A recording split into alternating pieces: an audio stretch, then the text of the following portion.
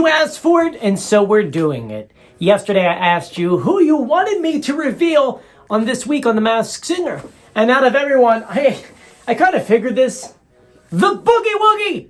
Probably one of my favorite costumes, I think it actually might be my favorite costume of this season. I'm putting it out there. I know technically we haven't seen all of them yet, but this one is so much fun!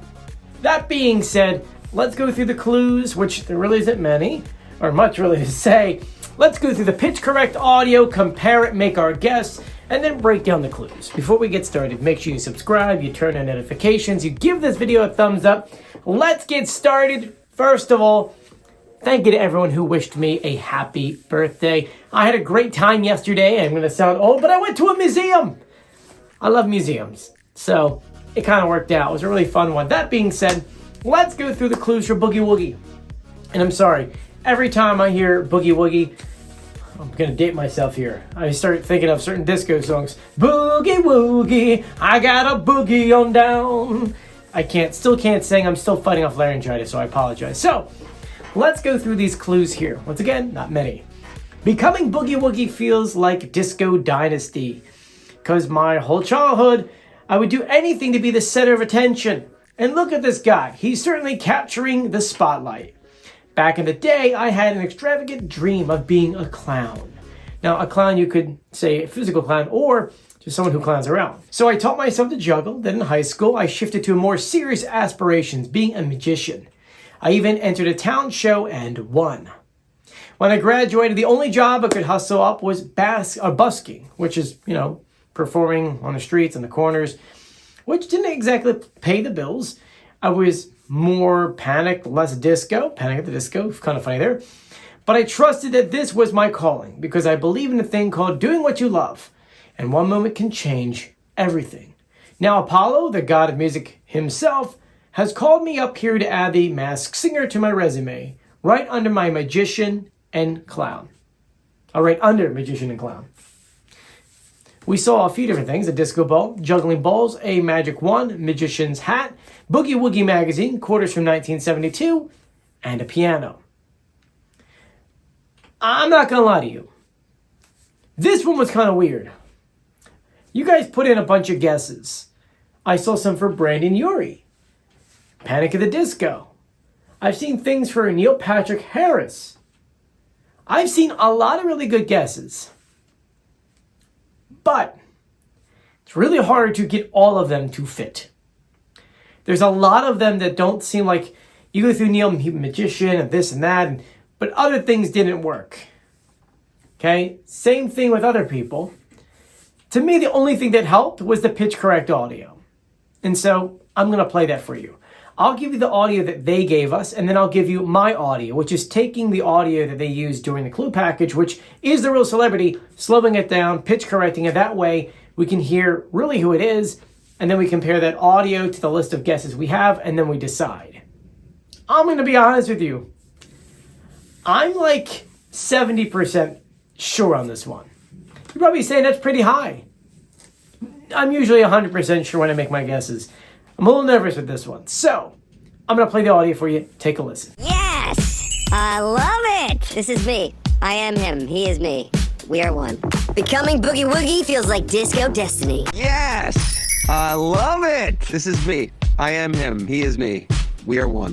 Becoming Boogie Woogie feels like Disco Destiny. Because my whole childhood, I'd do anything to be the center of attention. And look at this guy. He's certainly capturing the spotlight.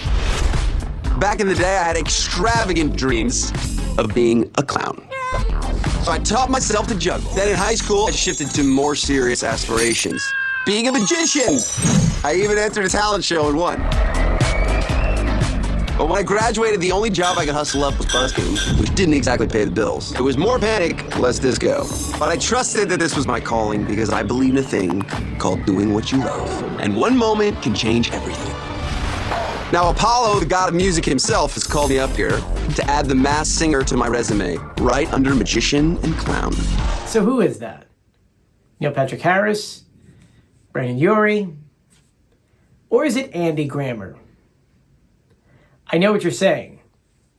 Joey, how? It's the audio. I think I'm hoping It's the audio. I'm going to play him speaking, the Boogie Woogie speaking and him speaking, and then the singing clips to compare. Take a listen. Yes! I love it! This is me. I am him. He is me.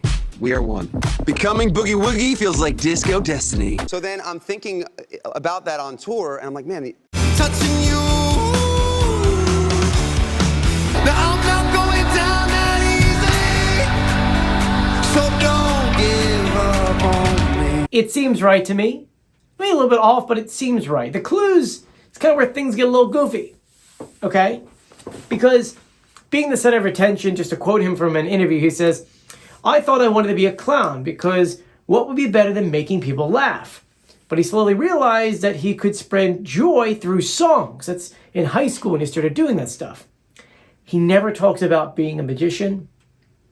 And the other clue I don't like is that talking about the high school talent show, I can't find anything on that. I can't find anything of him doing magic. I found juggling and the clown stuff. This is where that's where I get weirded out. But the audio sounds right.